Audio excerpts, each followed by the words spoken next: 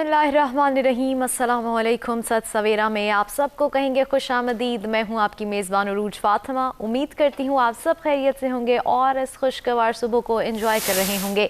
आप सब की सुबह को मज़ीद खुशगवार बनाने के लिए, अच्छा बनाने के लिए मैं आज फिर एक नए टॉपिक के साथ मौजूद हूँ, जिस पर बात करना, जिसकी अहमियत को उजागर करना और जिसके हवाले से कुछ सीखना और समझना हम सब के लिए बहुत ज़रूरी है। जी नाज़रीन, अब मौसम के हवाले से जानेंगे कि पाकिस्तान के तमाम बड़े शहरों में आज मौसम की क्या सूरत हाल है।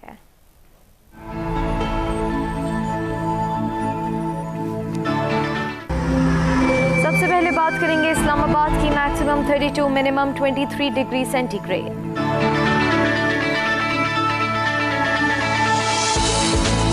बात करेंगे लाहौर की। Maximum 35, minimum 27 degree centigrade.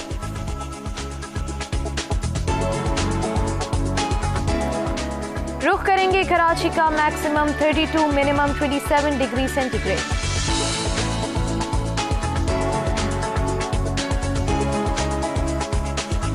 Peshawar maximum 34, minimum 25 degree centigrade.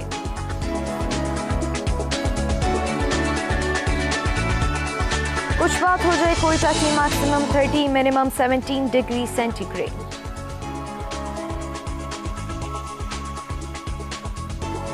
Gilgit Baltistan maximum 24, minimum 11 degree centigrade.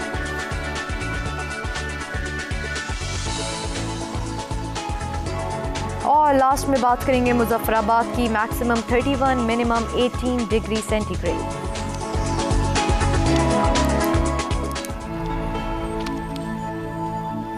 जी नाज़रीन, मौसम के हवाले से जाना। अब हम बात करने जा रहे हैं आज के मौजू के हवाले से। आज का दिन जुम्मे का दिन, मुबारक दिन है और इस दिन की फ़जीलत से हम सब बखूबी आगाह हैं। इस दिन से मंसूब जितने भी फ़ज़ाइल हैं उनको कोशिश करेंगे कि भरपूर और खुशदिली के साथ पूरा करें, जिनमें गुस्ल करना, अच्छे पाक साफ कपड़े पहनना, नमाज कायम करना और दुआ करना शामिल है। जब भी दुआ के लिए हाथ उठाएं, अपने लिए दुआ करें। हमें अपनी दुआओं में याद रखें, मुल्क की तरक्की और मुआशरे के इस्तेहकाम के लिए भी ज़रूर दुआ करें। नाज़रीन, आज का हमारा मौजू कि माफ़ी मांगना अल्लाह का पसंदीदा अमल है, लेकिन जब हम आज के मुआशरे में देखते हैं तो माफ़ी मांगने को मायूब समझा जाता है, शर्मिंदगी महसूस होती है। तो आज हम डिटेल में गुफ्तगू करेंगे अपने मेहमानों से कि क्या वजूहात हैं। जब माफ़ी मांगना अल्लाह के नज़दीक पसंदीदा अमल है तो क्यों आज के मुआशरे में हम देख रहे हैं कि उसका रुझान बहुत कम दिखाई दे रहा है। दीन इस्लाम की रोशनी में हमें इस हवाले से क्या तालीमात मिलती हैं, क्या पैगामात मिलते हैं, क्या अहकामात मिलते हैं, इस हवाले से हम डिटेल में गुफ्तगू करने जा रहे हैं। तो नाज़रीन, आज के मौजू पर बात करने के लिए सबसे पहले हमारे मेहमान हमारे साथ मौजूद है। इस्लामिक स्कॉलर हैं आप, अल्लामा अनीसुल हसनैन साहब। अस्सलाम वालेकुम, कैसे हैं आप? वालेकुम सलाम व रहमतुल्लाह। बहुत शुक्रिया आपकी तशरीफ़ आवरी का। इन्हीं के साथ आज के दूसरे मेहमान हमारे साथ मौजूद है, आप भी इस्लामिक स्कॉलर हैं, हैदर अलवी साहब। अस्सलाम वालेकुम, कैसे हैं आप? बहुत शुक्रिया आपकी तशरीफ़ आवरी का। और इन्हीं के साथ आज के तीसरे मेहमान हमारे साथ मौजूद हैं, आप नात ख्वां हैं, फ़खर अब्बास कहूट साहब। अस्सलाम वालेकुम, कैसे हैं आप? आप तीनों मेहमानों को अपने प्रोग्राम में वेलकम करते हैं। नाज़रीन, गुफ्तगू का बाकायदा आगाज़ करेंगे कि माफ़ी मांगना अल्लाह के नज़दीक पसंदीदा अमल है। इस हवाले से दीन इस्लाम में हमें क्या पैगामात मिलते हैं। तो सबसे पहले लामा साहब आपकी जानिब आऊँगी। माफ़ी मांगना अल्लाह ताला का पसंदीदा अमल है, क्या कहेंगे? औज़ु बिल्लाहि मिनश शैतानिर रजीम, बिस्मिल्लाहिर रहमानिर रहीम। जुम्मे का दिन है, मुबारक दिन है। आज का दिन वैसे भी खुदावंद मुतआल की बारगाह में अपने गुनाहों का एतराफ़ करके अल्लाह की बारगाह में माफ़ी मांगने का दिन है। इंतहाई खूबसूरत मौजू है। इस मौजू को कई हिस्सों में तकसीम किया जा सकता है। सबसे पहले तो हम इस मफ़हूम के बारे में बात करते हैं कि माफ़ी मांगना, माफ़ी मांगना फ़र है, या यूँ कहिए इससे पहले मरहला ये है कि इंसान ऐसे काम पे माफ़ी मांगता है जिस पर उसे नदामत होती है। बेशक इंसान खा किसी इंसान के हक़ को ज़ाय करे या खुदावंद मुताल के हक़ को ज़ाय करे, या यूँ कहिए अगर इंसान अपनी हदों से तजावुज़ करके खुदावंद मुताल के अहकाम की ख़िलाफ़ वर्जी करे या इंसानी हुकूक़ को पामाल करे और उसके बाद उसका दिल परेशान हो, नादिम हो, तो सबसे पहले तो वो मुबारकबाद का मुस्तहिक है कि उसका दिल अभी ज़िंदा है, क्योंकि मफ़ाहिम इस्लाम की रोशनी में नदामत और पशेमानी ज़िंदा ज़मीर होने की अलामत है। کیونکہ جب انسان گناہ کرتا ہے تو انسان کے دل پر ایک سیاہ دھبا لگ جاتا ہے، اور جب زیادہ گناہ کرتا چلا جاتا ہے تو دل سیاہ ہوتا چلا جاتا ہے، اور پھر اس مرحلے تک پہنچ جاتا ہے انسان کے پھر ختم اللہ علی قلوبہم کا مصداق قرار پاتا ہے، اور پھر انسان اپنے کیے پر پشیمان بھی نہیں ہوتا، بلکہ اس سے اگلے مرحلے میں داخل ہو جاتا ہے، انسان گناہ بھی کرتا ہے اور پھر اپنے گناہ پر فخر بھی محسوس کرتا ہے۔ اگر انسان اس مرحلے میں ہو کہ اپنے کیے پر نادم ہو، خواہ اللہ کی نافرمانی کی ہو یا اللہ کے بندوں کے حقوق کو ضائع کیا ہو، اگر اس کا ضمیر نادم ہوتا ہے، اسے جھنجھوڑتا ہے کہ تو نے اللہ کی نافرمانی کی ہے، تجھے یہ نہیں کرنا چاہیے تھا، یا کسی انسان کے حق کو ضائع کیا ہے، تو اس کا مطلب یہ ہے کہ ابھی تک اس کا ضمیر زندہ ہے، اس کا وجدان زندہ ہے، اس کا دل ابھی مکمل طور پر سیاہ نہیں ہوا۔ یہی اس بات کی دلیل ہے اس کا نادم ہونا۔ اب جب وہ نادم ہوتا ہے اور پشیمان ہوتا ہے کہ مجھے یہ کام نہیں کرنا چاہیے تھا، اب جب وہ خدا کی بارگاہ میں آتا ہے یا انسان کے پاس آتا ہے اور اس سے معافی مانگتا ہے، تو اسے یہاں پر جھجک محسوس نہیں کرنی چاہیے، بلکہ اسے شجاعت کا مظاہرہ کرتے ہوئے اپنے کیے پر۔ بات علامہ صاحب آپ نے کی، مزید بھی اس پر گفتگو کریں گے، ایک بریک کی جانب بڑھنا ہے، بریک سے واپس آ کے گفتگو کے سلسلے کو جاری رکھیں گے، ہمارے ساتھ رہیے گا۔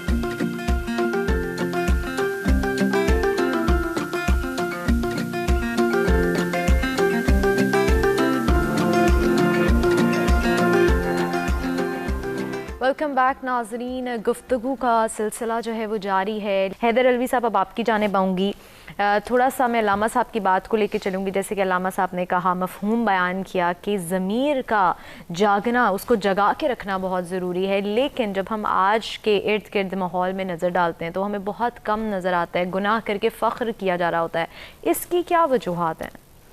بسم اللہ الرحمن الرحیم۔ انسان فطرتاً کہا جاتا ہے کہ متکبر ہے، اس کے اندر عادتاً یہ چیز پائی جاتی ہے، لیکن جب انسان عبادات کی طرف آتا ہے اور کلمہ طیبہ پڑھ لیتا ہے تو پھر اس کے وجود کے اندر جھکاؤ آتا ہے، پھر وہ سجدے کی طرف بڑھتا ہے۔ اسلامی عبادت میں سجدے کو اصل عبادت اس لیے کہا گیا ہے کہ اس میں تکبر، انا، یہ چیزیں ختم ہوتی ہیں، اور پھر انسان کو پروردگار عالم نے، یہودیوں کا یہ تصور تھا کہ جب انسان غلطی کرتا ہے تو اللہ تعالیٰ پر لازم ہے کہ اللہ تعالیٰ اسے سزا دے، اور جب انسان کو اچھا کام کرتا ہے تو اللہ پہ واجب ہے کہ اسے اجر دے۔ تو پروردگار ارض و سما نے قرآن حکیم میں پھر ان کے اس عقیدے کی نفی کی، اور بار بار اللہ تعالیٰ نے اپنی صفات ذکر کی، اس میں غفور الرحیم کا تذکرہ کیا کہ میں بخشنے والا ہوں، میں معاف کرنے والا ہوں، اور اذا سالک عبادی انی فانی قریب اجیب دعوت الداعی اذا دعان، کہ جب میرے بندے آپ سے پوچھیں میں ہمارا رب کہاں ہے تو انہیں بتائیں تمہارا رب بہت قریب ہے، اور وہ تمہاری ہر پکار کو سنتا ہے، تم جب بھی اسے پکارتے ہو۔ اور پھر پکار فقط سنتا نہیں ہے بلکہ سننے کے بعد وہ اس کے اوپر جواب بھی دیتا ہے، اور جب کوئی معافی مانگتا ہے تو اللہ تعالیٰ اسے معاف بھی فرماتا ہے۔ جب بار بار قرآن حکیم میں اللہ تعالیٰ کی بارگاہ سے حکم آیا کہ توبوا الی اللہ توبۃ نصوحا، تو صحابہ نے پوچھا مد توبہ، آقا توبہ ہے کیا؟ حضور نے فرمایا الندم توبہ، اظہار ندامت، اظہار شرمندگی توبہ ہے۔ تو جب یعنی توبہ کا رکن اعظم کہہ لیجئے کہ وہ ندامت ہے، انسان کو سب سے پہلے احساس ہو کہ مجھ سے غلطی ہوئی ہے، پھر یہ یقین ہو کہ جس رب کی بارگاہ میں میں معافی مانگنے کے لیے حاضر ہو رہا ہوں وہ جتنے بڑے گناہ کیوں نہ ہو، رحمتی واسعۃ لا غضبی، میری رحمت میرے غضب پر حاوی ہے۔ اللہ تعالیٰ کا یہ فرمانا کہ میرا غضب جو ہے وہ مغلوب ہے اور میری رحمت غالب ہے، یہ حدیث طیبہ میں آتا ہے کہ اللہ کی صفات سے خود کو متصف کرو۔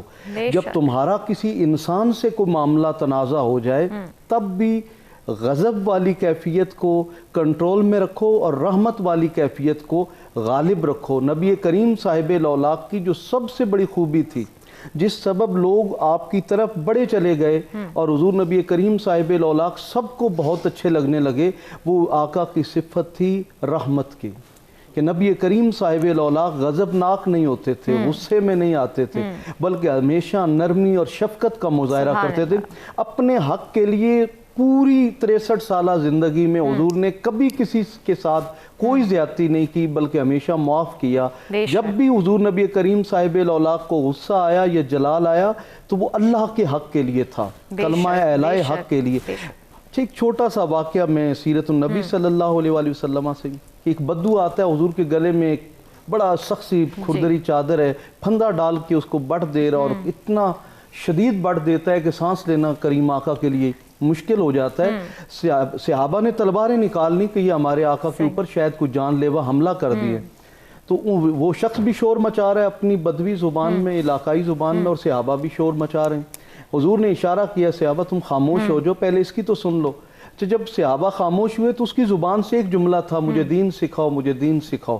اگر رسول اللہ صلی اللہ علیہ وآلہ وسلم اس لمحے اس کے اوپر تلوار سے بار کر دیتے یا کسی صحابی کو حکم دیتے کہ اس کا سر کاٹ دو، تو یقیناً ایک ایسا شخص جو تہذیب آشنا نہیں تھا، اس کو پتہ ہی نہیں تھا کہ استاد سے سلوک کیسا کرنا ہے، حضور اس کا سر کٹوا دیتے۔ اچھا، جب اس کو کہا کہ اس کو نرم کریں تاکہ میں بات کر سکوں، جب اس نے اس کو نرم کیا، حضور نے پوچھا کیا سیکھنا چاہتا؟ وہ کہتا ہے میں نے ہل بھی چلانے ہیں، میں نے جناب جانور بھی رکھے ہوئے ہیں، میں نے کھیت کھلیانوں میں کام کرنا ہے، مجھے کوئی لمبی چوڑی آپ عبادات میں نہ ڈالیں، ایک عمل ایسا بتائیں جس سے میں بخشا جاؤں۔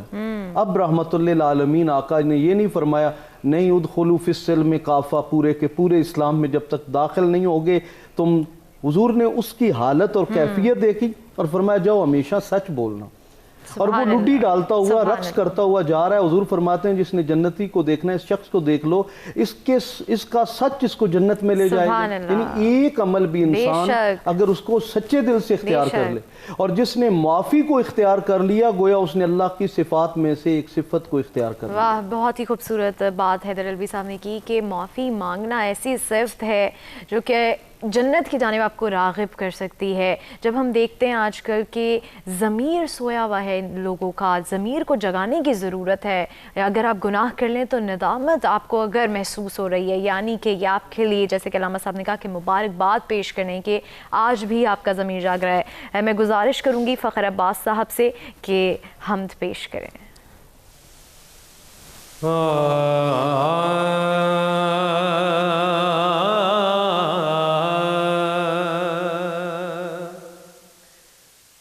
نور ہے تیرا ازل سے اے خدا،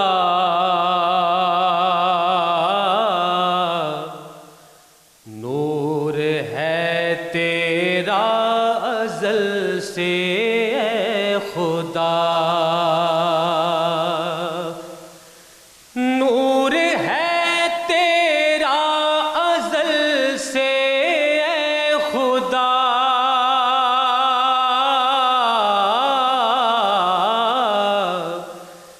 ذات کو تیری ابد تک ہے بقا،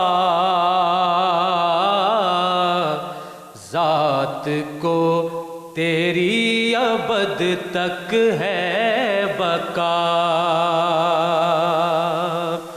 اور تو حروف شاعران حق میں ہے،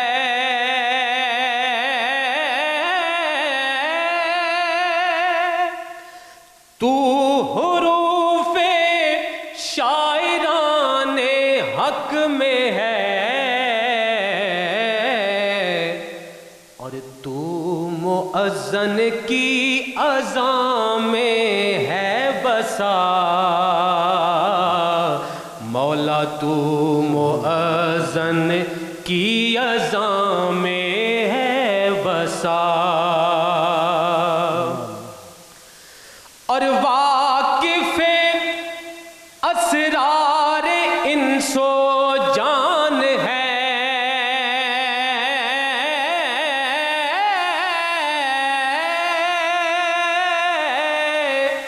واقف اسرار انس و جان اور تو ہے دل کی دھڑکنوں سے آشنا، تو ہے دل کی دھڑکنوں سے آشنا، بولنے والے ہوں یا ہوں بے زبان۔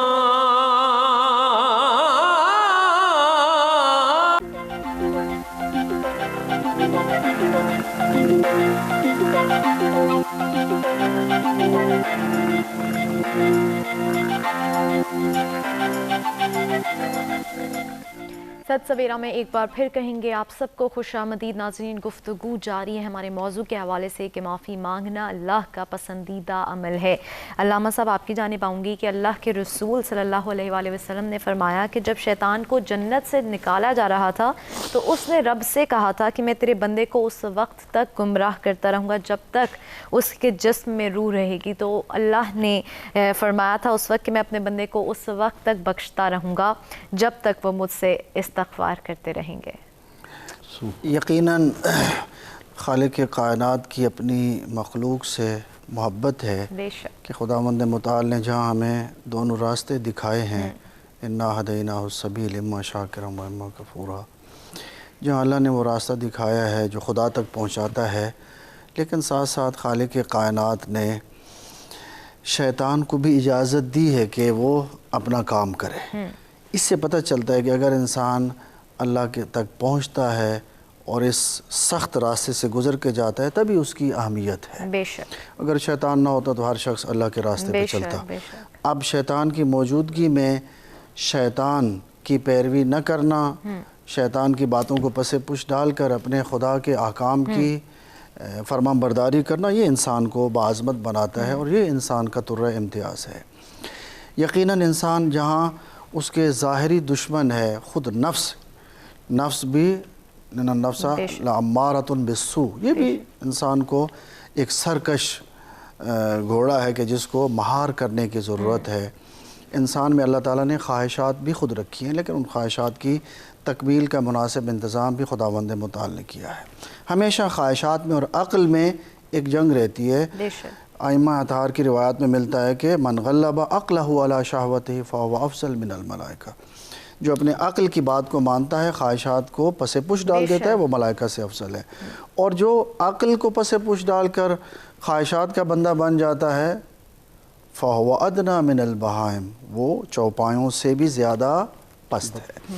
اللہ تعالیٰ کی محبت ہے کہ اللہ تعالیٰ نے ہمارے لیے توبہ کا دروازہ کھلا رکھا ہے، اور انسان کو یقین رکھنا چاہیے کہ اللہ تعالیٰ معاف کرنے والا ہے۔ خود خداوند متعال فرماتا ہے لا تقنطوا من رحمت اللہ کی رحمت سے کبھی مایوس نہیں ہونا چاہیے، اسے کفر قرار دیا گیا ہے۔ اللہ تعالیٰ کی رحمت کی امید بھی دل میں ہو اور اللہ کے عذاب کا خوف بھی دل میں ہو، تب انسان ایک معتدل زندگی گزار سکتا ہے۔ اور ہمیں تو اللہ تعالیٰ نے بہت سے مواقع عطا کیے ہیں جو ہمارے گناہ لکھتے ہیں، ان کو بھی کہا جاتا ہے کہ کچھ وقت انتظار کیا جائے، شاید یہ میرا بندہ میری طرف پلٹ آئے اور اپنے گناہ پر نادم و پشیمان ہو جائے۔ سبحان اللہ، اللہ کی رحمت اتنی ہے کہ اللہ رحیم ہے، اللہ رحمان ہے، تو ہمیں یقین ہونا چاہیے کہ جب ہم اس کے آگے استغفار کریں گے، اس سے توبہ طلب کریں گے تو اللہ تعالیٰ ہمیں ضرور معاف کرے گا۔ ناظرین ایک بریک کی جانب بڑھیں گے، بریک سے واپس آ کے گفتگو کے سلسلے کو آگے بڑھائیں گے، ہمارے ساتھ رہیے گا۔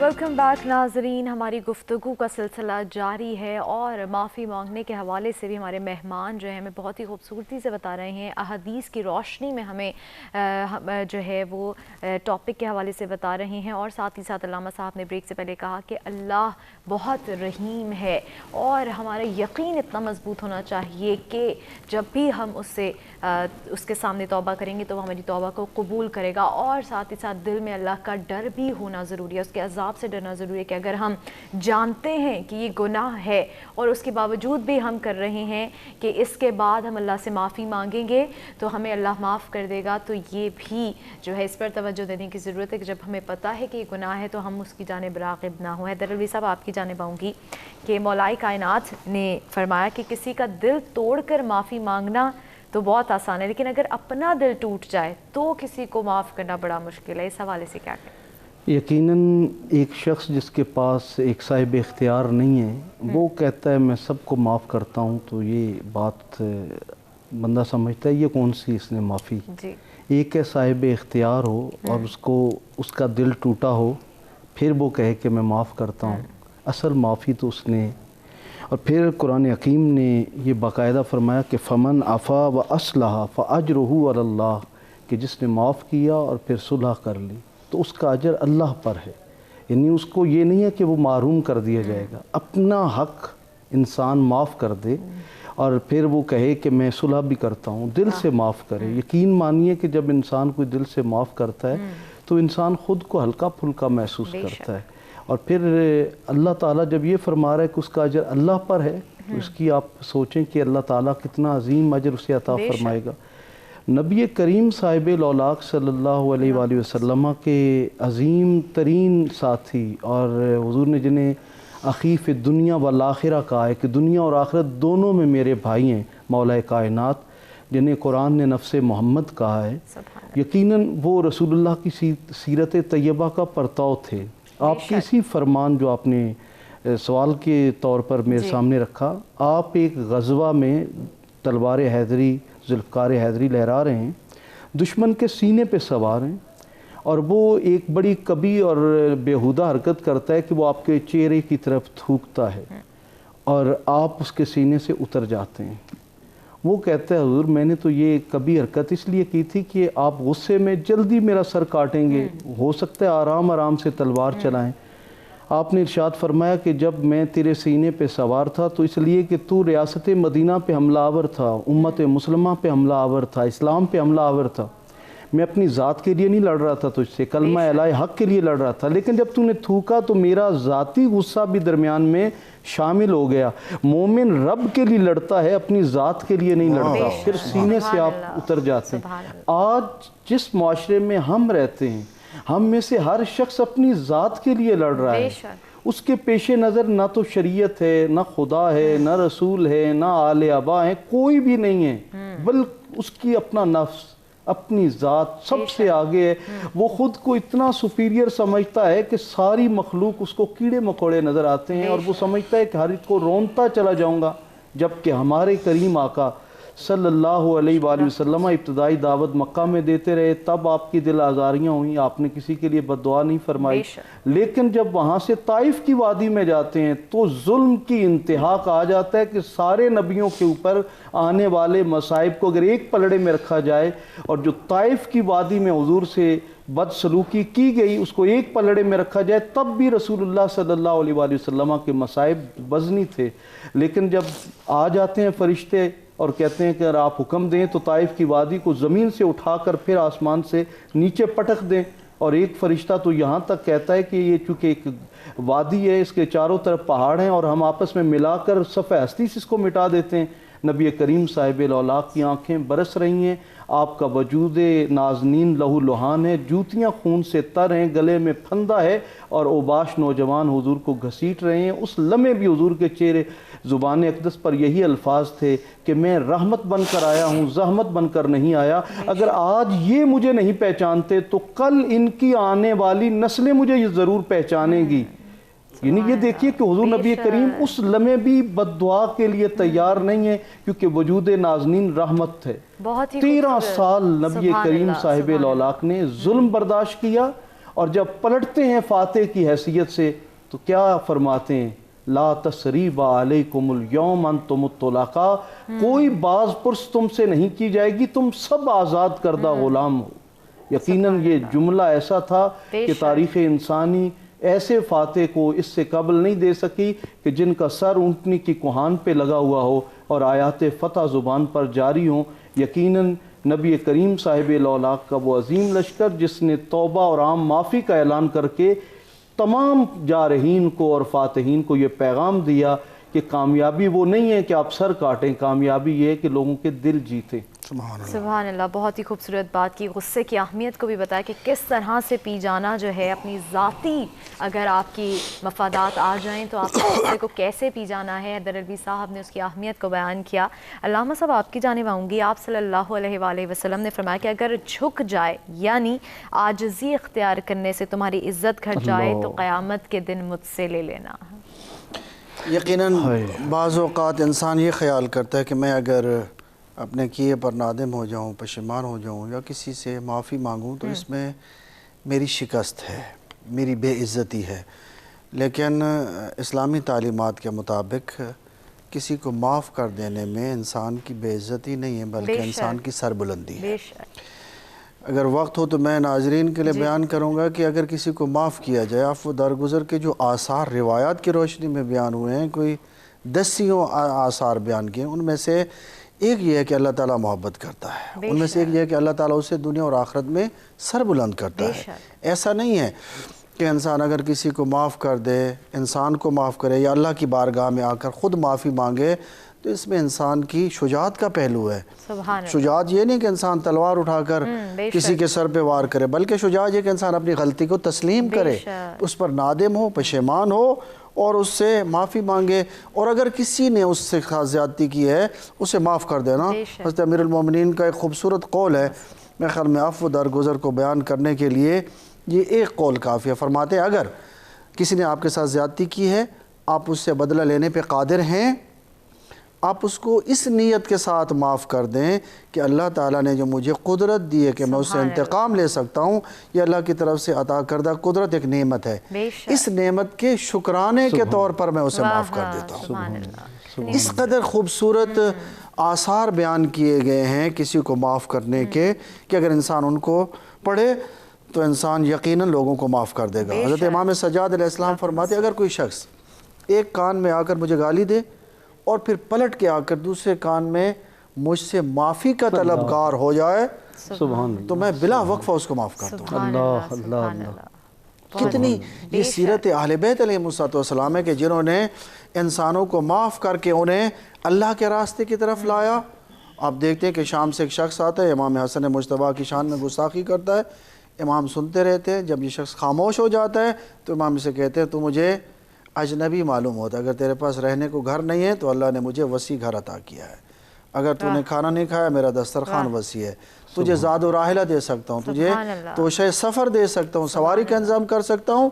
یہاں پر ایسے مواقع پر لوگوں کی زبان سے ایک جملہ جاری ہوتا تھا، اللہ اعلم یا یعلم حیث یجعل رسالتہ، یعنی اگر اللہ نے اس خاندان میں نبوت اور رسالت اور امامت کو رکھا ہے تو یہ اللہ کا علم تھا جس کی بنیاد پر اللہ نے ان کو اپنے نمائندوں کے طور پر منتخب کیا ہے۔ سبحان اللہ۔ یقیناً یہ عفو درگزر اور اللہ کی بارگاہ میں معافی مانگنا انسان کو دنیا میں بھی سر بلند کرتا ہے اور آخرت میں بھی سربلندی کا سبب بنتا ہے۔ سبحان اللہ، بہت ہی خوبصورت میسیجز آج ہمارے مہمان آپ لوگوں کو دے رہے ہیں۔ ناظرین، میں امید کرتی ہوں کہ ان تمام پہلوؤں جن پر ہم نظر ڈالیں آپ اپنی زندگی میں ان پر کسی نہ کسی طرح عمل پیرا کرنے کی ضرور کوشش کریں گے۔ ناظرین، ایک بریک کی جانب بڑھیں گے، بریک سے واپس آ کے اور بھی سوالات اپنے مہمانوں سے کریں گے اور گفتگو کے سلسلے کو اسی طرح جاری رکھیں گے۔ ہمارے ساتھ رہیے گا۔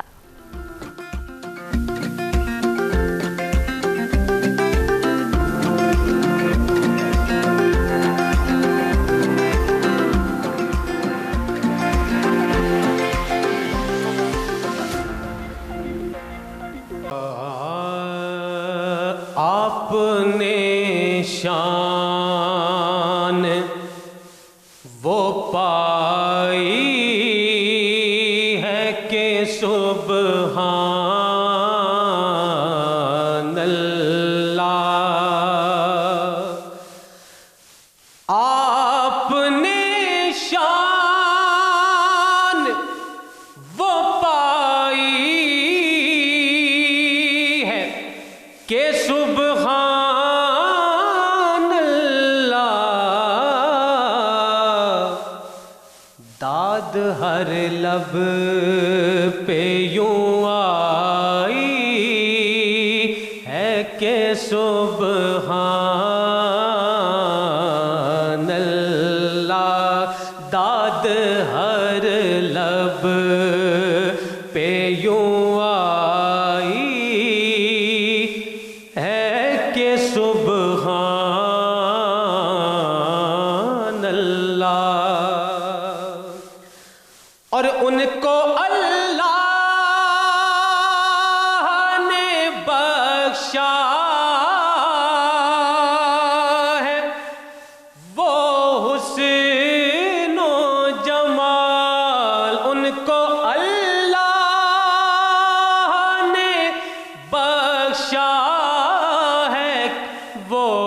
हुस्न ओ जमाल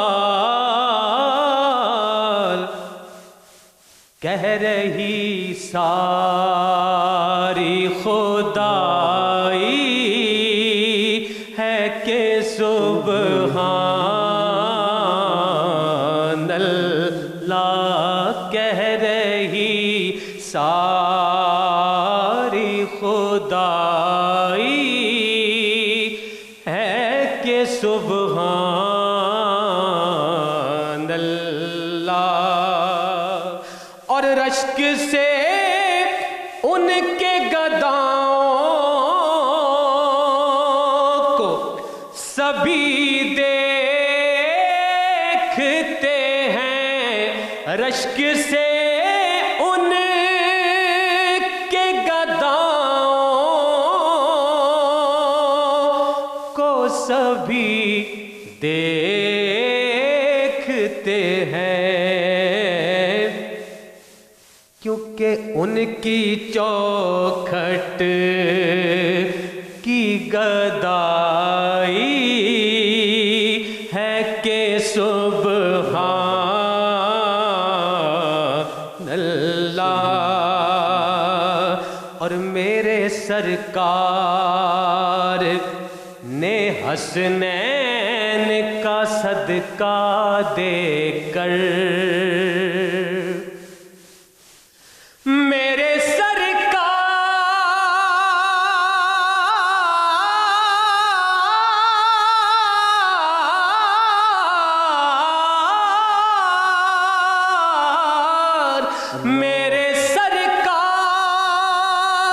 ने हसनैन का सदका देकर यूं मेरी बात बनाई है कि सुबहान अल्लाह। और कब्र में नात मेरी सुन के फरिश्ते बोले, तूने दौलत वो कमाई है कि सुबहान अल्लाह। अपने शान वो पाई है कि सुबहान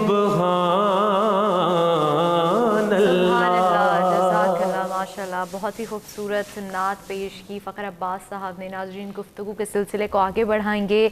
अब हम बात करेंगे कि इंसान को बहुत सारे सवालात जो है वो नाज़रीन हमारे करते हैं कि इंसान को किस तरह किस अंदाज से माफ़ी मांगनी चाहिए। तो हैदर अलवी साहब, मैं आपकी जानिब आऊँगी कि माफ़ी के आदाब बयान कीजिए। यकीनन एक मंगता, एक सवाली जब अपने रब की बारगाह में हाज़िर हो रहा है तो उसे जब एक तरफ तो शिद्दत से इजहार नदामत भी उसके पास है, तो यकीनन उसकी आंखें भी बरस रही होंगी। फिर वो इस यकीन के साथ अपने रब की और अपने मालिक की बारगाह में आए कि वो मुझे माफ़ करने वाला है और उसके पास कुल्ली इख्तियारात हैं कि मेरे हर गुनाह को कलमे अफ़ से माफ़ फरमा सकता है, और एक सच्चे और सदके दिल से आए। अब हमारे पास कुछ मिसालें ऐसी हैं जिनसे हमें पता चलता है कि माफ़ी का एक तरीक़ और एक सलूक भी है। कुछ आते हैं डायरेक्ट रब ताला की बारगाह में। यकीनन इय्याका नाबुदु व इय्याका नस्तईन कुरानी हुक्म है, लेकिन उसमें भी आप देखें तो तरतीब में इय्याका नाबुदु पहले है और नस्तईन बाद में है कि इबादत वसीला बनती है अल्लाह से मांगने और माफ़ी तलब करने का। माफ़ी खुदा, इबादत खुदा तो नहीं है, गैर खुदा है, तो इबादत को भी वसीले के तौर पर पेश किया जाता है। इसी तरह हज़रत आदम अलैहिस्सलाम जब जन्नत से तशरीफ़ लाए दुनिया पे, कुरान हकीम ने तो ये कहा, एक बार ख़ता का लफ्ज़ हुआ, फिर फरमाया वलम नजिद लहू अज़मा, हमने उनका इरादा नहीं पाया था कि वो हमारी नाफरमानी करें, चूँकि वो नबी थे। बहरहाल वो ज़मीन पर तशरीफ़ लाए, हज़ारों साल आपने आंसू बहाए, अल्लाह ताला को आपके आंसू पसंद आए। इसका मतलब है कि जिसने अल्लाह से माफ़ी मांगनी है वो अपने आंसुओं की सौगात रब की बारगाह में पेश करे, और ये अल्लाह को पसंद है। اور ائمہ طاہرین کے ہاں سب سے زیادہ جو چیز ہمیں ملتی ہے وہ تنہائی میں رب کی بارگاہ میں بہائے ہوئے وہ آنسو ہیں کہ جو آج بھی ہماری بخشش کا سامان ہے۔ حضرت آدم علیہ السلام کے جب آنسو رب کو قبول ہوئے تب پھر فَتَلَقَّى آدَمُ مِن رَبِّهِ کلمات، رب تعالیٰ کو بہت پیار آیا اور کچھ کلمات خیر عطا کیے کہ ان کے وسیلے سے اب مانگی ہم سے دعا۔ اچھا، جب اللہ تعالیٰ سے وہ کلمات خیر کیا تھے؟ حضور کے چچا حضرت عباس رضی اللہ عنہ فرماتے ہیں پہلا تو یہ تھا کہ وہ حضور نبی کریم صلی اللہ علیہ وآلہ وسلم اور آپ کی آل پر درود تھا، اس کے وسیلے سے مانگیں۔ اور ایک روایت میں آپ فرماتے ہیں نہیں، اللہ تعالیٰ نے فرمایا کہ اے آدم محمد عربی صلی اللہ علیہ وآلہ وسلم مولا کائنات سیدہ کائنات اور حسنین کریمین کے نام کے وسیلے سے مانگیں، کیونکہ جب آپ کسی وسیلے سے آتے ہیں، اب گھر میں ایک اعلیٰ فقیر وہ ہوتا ہے کہ جو آئے اور کہے اللہ کرے تیری ماں سلامت رہے، باپ سلامت رہے، بچے سلامت رہے، بندے کو اس کے اوپر تھوڑی بہت نرمی آ جاتی ہے، یہ میری ماں کو دعا دے رہا ہے، بچوں کو دعا دے رہا ہے۔ انسان کے پاس کچھ نہ بھی ہو تو بھی عطا کرتا ہے۔ اب رب کے ہاں سب سے پسندیدہ ہستیاں بیدم یہی تو 5 ہیں، مقصود کائنات، خیر النساء حسین و حسن مصطفیٰ علی۔ اگر پہلے آدم کی دعا جو ہے اور جو معافی ہے وہ پینتن پاک کے نام کے وسیلے سے ہے، تو آخری ابن آدم کی بھی بخشش اور معافی پینتن پاک کے وسیلے سے۔ تو جو اس در کا منگتا نہیں ہے وہ پھر ہر در کا منگتا رہتا ہے، وہ پھر ہر در کا سوالی بن جاتا ہے۔ اگر ہم چاہتے ہیں کہ ہمیں ہر در سے نہ مانگنا پڑے تو پھر پینتن پاک کے وسیلے کو اسی طرح اپنا حرز جام بنائے جیسے حضرت آدم علیہ السلام نے بنائے۔ اب انسانی جو فطرت ہے وہ یہ ہے کہ میں گناہ زیادہ کر لیتا ہوں۔ اب قرآن حکیم میں اس کا بھی اللہ تعالیٰ نے بڑا آسان طریقہ بتایا ہے کہ وَلَوْ أَنَّهُمْ إِذْ ظَلَمُوا أَنفُسَهُمْ جَاءُوكَ، کہ محبوب انہیں بتا دیجئے جب یہ اپنی جانوں پر ظلم کر لیں، مطلب اتنے گناہ کر لیں ان کا رواں گناہوں کی دلدل میں دھنس گیا ہو، ان کا پورا وجود گناہوں میں ملوث ہو گیا ہو، جاؤک حبیب تیرے دروازے پہ آ جائیں، اور یہ وہ دروازہ ہے جہاں سے خیرات میں فاستغفر اللہ، پھر اللہ سے استغفار مانگیں، واستغفر لہم الرسول، پھر رسول بھی ان کی سفارش کریں، لوجد اللہ التواب الرحیم، یہ اللہ کو توبہ قبول کرنے والا اور رحم کرنے والا پائیں گے۔ یعنی اللہ تعالیٰ ان کی توبہ بھی قبول کر لیتا ہے، رحم بھی فرماتا ہے، ان کی بخشش بھی فرماتا ہے، یعنی پہلے تو گناہ معاف ہوئے اوپر سے عطا بھی ہوئی۔ حیدر صاحب معذرت کے ساتھ ایک بریک کی جانب بڑھیں، بہت ہی خوبصورت انداز میں حیدر علوی صاحب نے معافی کے آداب بیان کیے۔ ناظرین ایک بریک کی جانب بڑھیں گے، بریک سے واپس آ کے گفتگو کے سلسلے کو آگے بڑھائیں گے۔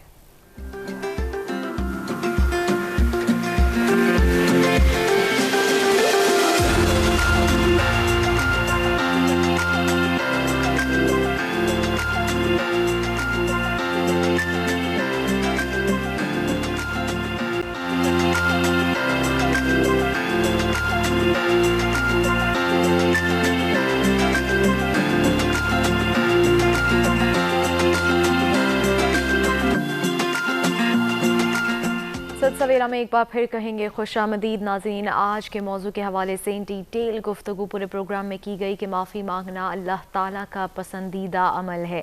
علامہ صاحب آپ کی جانب آؤں گی، میں چاہوں گی آج کے موضوع کے حوالے سے ہمارے ناظرین کو کوئی پیغام دینا چاہیں۔ یقیناً ناظرین نے اس موضوع پر گفتگو سنی، میں اس کا خلاصہ عرض کر دیتا ہوں کہ اللہ تعالیٰ نے ہمیں ایک بہترین ہتھیار عطا کیا، جس طرح دعا کے بارے میں ہے اسی طرح توبہ بھی بہترین ہمارے پاس ہتھیار ہے کہ اگر ہم اللہ تعالیٰ کی نافرمانی کے مرتکب ہو جائیں تو ہم اللہ تعالیٰ سے اپنے گناہوں کی معافی مانگ کر اپنے دامن کو صاف کر سکتے ہیں، اور اللہ تعالیٰ اسے پسند بھی کرتا ہے۔ اللہ تعالیٰ بار بار توبہ قبول کرنے سے بھی اکتاتا نہیں ہے، بلکہ اگر 70 بار بھی انسان نافرمانی کرے پھر بھی اللہ تعالیٰ کا دروازہ کھلا رہتا ہے۔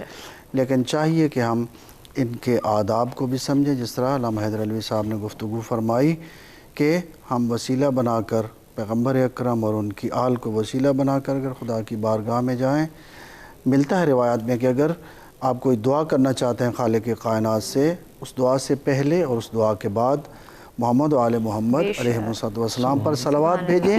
یہ ایسی دعا ہے جو ہر صورت میں قبول ہوتی ہے، اور ایسی دعا کہ جس سے پہلے والی دعا بھی خدا قبول کرتا ہے، بعد والی دعا بھی قبول کرتا ہے۔ اگر اس کے درمیان ایک دعا کی جائے تو اللہ تعالیٰ کی شان اس سے بہت اجل ہے کہ ادھر والی دعا کو بھی قبول کر لے، ادھر والی دعا کو بھی قبول کر دے، لیکن درمیان والی دعا کو قبول نہ کرے۔ یقیناً خالق کائنات ان مقدس ہستیوں کے ذریعے کہ جو خدا تک پہنچنے کا وسیلہ ہیں، جو خدا کے تعارف کا وسیلہ ہیں، اور ان کی عزت اور شان بھی ہے کہ کیونکہ ان کی نظروں میں خدا عظیم تھا، ہم ان کو خدا کی بارگاہ میں وسیلہ بنا کر دعا کریں، اپنے گناہوں پر نادم ہوں، پشیمان ہوں، اپنے گناہوں کی معافی مانگیں، تو ہم اللہ تعالیٰ کو غفور الرحیم پاتے ہیں۔ اور اللہ تعالیٰ کی بارگاہ میں ہم یہ بھی عرض کرنا چاہیں گے، اور ناظرین کو عرض کرنا چاہوں گا کہ اگر ہم یہاں پر لوگوں کی خطاؤں سے درگزر کریں تو ہمیں اللہ تعالیٰ سے یہ امید رکھنی چاہیے کہ اللہ تعالیٰ بھی ہمیں معاف کرے گا۔ ہم یہاں پر دوسروں کی خطاؤں سے درگزر کریں، ان کو معاف کریں، اللہ تعالیٰ ہماری خطائیں بھی معاف فرمائے گا۔ سبحان اللہ، بہت ہی خوبصورت علامہ صاحب نے ہمیں پیغام دیا کہ آپ خود لوگوں کی خطاؤں کو درگزر کریں تو اللہ میاں بھی آپ کی خطاؤں کو ضرور معاف کرے گا۔ حیدر علوی صاحب، آپ کی جانب آؤں گی، آپ آج کے موضوع کے مناسبت سے کیا پیغام دینا چاہیں گے؟ دیکھیے، اہل بیت اطہار وہ ہستی ہیں جن کے لیے نبی کریم صاحب الاولاق نے فرمایا تھا کہ قرآن اہل بیت کے ساتھ ہے، اہل بیت قرآن کے ساتھ ہیں، یہ کبھی جدا نہیں ہوں گے یہاں تک کہ میرے حوض کوثر پر بھی مجتمع ہو کر آئیں گے۔ اب جب ہم دیکھتے ہیں حضرت امام موسیٰ کاظم علیہ السلام کے پاس ایک غلام آتی ہیں اور اس کے ہاتھ میں شوربہ گرم ہوتا ہے اور وہ بیچاری بے اتحانی میں آپ پہ اوپر گر جاتا ہے، تو آپ کو یقیناً اس وقت ایک کیفیت ہوتی ہے، تو اس نے فوراً قرآن کی آیت پڑھی والقاظمین الغیظ، کہ وہ جو غصے کو پی جانے والے، تو آپ نے مسکرا دیا۔ پھر اس نے آگے آیت پڑھی کہ والعافین عن الناس، کہ وہ لوگوں کو معاف کرتے ہیں، آپ نے فرمایا جو میں نے تمہیں معاف کیا۔ پھر وہ کہتی ہے واللہ یحب المحسنین، اللہ تو احسان کرنے والوں کو پسند کرتا ہے، آپ نے فرمایا جو میں نے تمہیں آزاد کیا۔ یعنی ایک ہے کہ مومن انسان کسی کو معاف کرے، ایک ہے معاف کرنے کے بعد پھر احسان بھی کرے، انہیں کچھ عطا بھی کرے۔ یہ ہے اہل بیت اطہار کا سکھلایا ہوا سبق۔ اگر ہم چاہتے ہیں کہ اللہ تعالی ہم سے معافی والا معاملہ کرے تو ہم بھی لوگوں کو معاف کرنا شروع کریں، لیکن بدقسمتی سے آج ہم نے ائمہ اہل بیت کی طرف، اہل بیت اطہار کی طرف رجوع چھوڑ دیا ہے، جس کے سبب دین ہم سے روٹ گیا ہے، اخلاقیات ہم سے روٹ گئی ہیں۔ آج ہمارے معاشرے میں ذرا سی بات کے اوپر ہم کہتے ہیں مرنا جینا ختم، ہم جنازوں میں خوشیوں غمیوں میں ہم نہیں آئیں گے، یہ انسانی رویہ نہیں ہے۔ ہم نے حلیے بدلے ہیں، رویے نہیں بدلے، جبکہ ہمارے دین نے آ کر حلیے نہیں رویے بدلے تھے۔ جب تک ہم اپنے رویوں کو اسلام کے سانچے میں نہیں ڈالیں گے اور نبی آل نبی کے دیے ہوئے راستے کو نہیں اپناتے، تب تک ہم کامیاب امت، کامیاب انسان نہیں بن سکتے۔ بہت ہی خوب حیدر علوی صاحب نے بیان کیا۔ علامہ صاحب ہمارے ساتھ موجود ہیں، علامہ انیس الحسنین صاحب، حیدر علوی صاحب اور ہمارے نعت خواں فخر عباس کہور صاحب ہمارے ساتھ۔ آپ تینوں مہمانوں کے پروگرام میں تشریف آوری کا بہت شکریہ۔ ناظرین، اللہ تعالیٰ کا دل میں خوف پیدا کریں، اور اللہ تعالیٰ بہت رحمان ہے، بہت رحیم ہے۔ آج پورے پروگرام میں ہماری ڈیٹیل ڈسکس ہوئی کہ جب آپ ندامت، جب آپ کوئی گناہ کریں گے اور آپ کے اندر ندامت ہوگی اور آپ اللہ کے سامنے گریہ کریں گے، توبہ کریں گے، ندامت و شرمندگی ہوگی، تو اللہ تعالیٰ آپ کو ضرور معاف کرے گا۔ اور پھر بات ہوئی کہ لوگوں کو، جب آپ لوگوں کو معاف کرنا شروع کریں گے، جہاں ہم حقوق العباد کی بات کرتے ہیں تو آج کل ہم معاشرے میں دیکھتے ہیں کہ بہت زیادہ فخر محسوس کیا جاتا ہے، کسی کی دل آزاری کر دی جاتی ہے تو ضمیر ہم لوگوں کے سو چکے ہیں، تو اس ضمیر کو جگانے کی ضرورت ہے، ہمیں عجز و انکساری اپنے اندر پیدا کرنے کی ضرورت ہے، تبھی ہم بہتری کی جانب گامزن ہو سکتے ہیں۔ ناظرین، میں امید کرتی ہوں کہ آج کے موضوع سے بھی آپ لوگوں نے ضرور کہیں نہ کہیں ضرور کچھ نہ کچھ سیکھا ہوگا اور کسی نہ کسی طرح سے ضرور رہنمائی ہوئی ہوگی۔ ناظرین، مجھے اجازت دیجیے، کل آپ کے ساتھ پھر ملاقات ہوگی، تب تک اپنا خیال رکھیے، اللہ حافظ۔ اور جاتے جاتے میں گزارش کروں گی فخر عباس صاحب سے کہ بارگاہ رسالت مآب صلی اللہ علیہ وآلہ وسلم میں ہدیہ نعت پیش کریں۔ اے سبز گنبد والے منظور دعا کرنا، جب وقت نظر آئے دیدار عطا کرنا، جب وقت نظر دیدار عطا کرنا۔ اور اے نور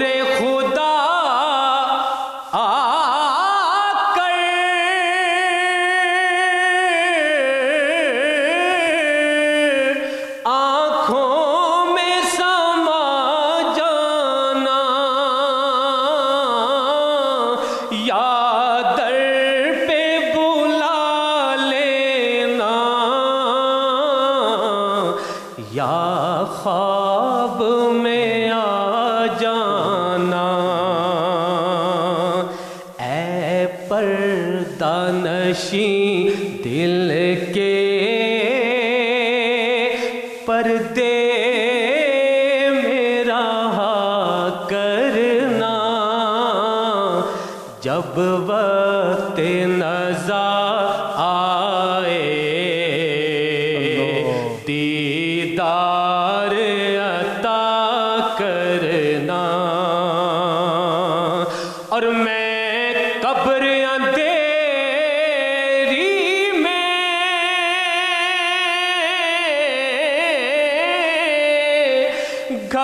گھبراؤں گا جب تنہا